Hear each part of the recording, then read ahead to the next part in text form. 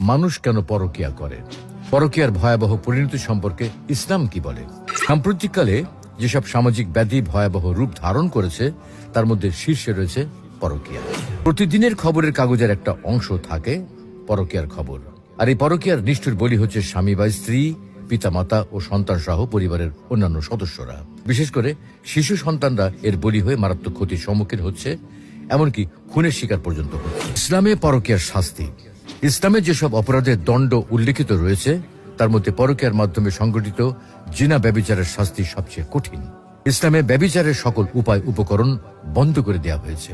তা সত্ত্বেও কেউ জিনা ব্যভিচার করলে তাকে কঠিন শাস্তির সম্মুখীন হতে হয়। সাক্ষ্য প্রমাণ সাপেক্ষে জিনা ব্যভিচার প্রমাণিত হলে এর দুই ধরনের শাস্তি রয়েছে। এক, অবিবাহিত নারী পুরুষের শাস্তি। পরকীয়ায় জড়িত দুইজনের একজন যদি অবিবাহিত হয় তাহলে তার শাস্তি হলো প্রকাশ্যে 100 বেত্রাঘাত করা। এ বিষয়ে আল্লাহ তাআলা পবিত্র কোরআনে বলছেন, ব্যভিচারিণী ও ব্যভিচারী তাদের প্রত্যেককে 100 বেত্রাঘাত করবে। পবিত্র কোরআনে আরো উল্লেখ রয়েছে, আর যদি তোমরা আল্লাহ এবং পরকালের প্রতি বিশ্বাস করো তাহলে আল্লাহর বিধান কার্যকরীকরণে তাদের প্রতি দয়া যেন তোমাদেরকে প্রভাবিত না করে, এবং মুমিনদের একটি দল যেন তাদের শাস্তি প্রত্যক্ষ করে। আর দুই হলো বিবাহিত নারী পুরুষের শাস্তি। পরকীয়ায় জড়িতরা যদি বিবাহিত হয় তাহলে তার শাস্তি হলো রজম করা।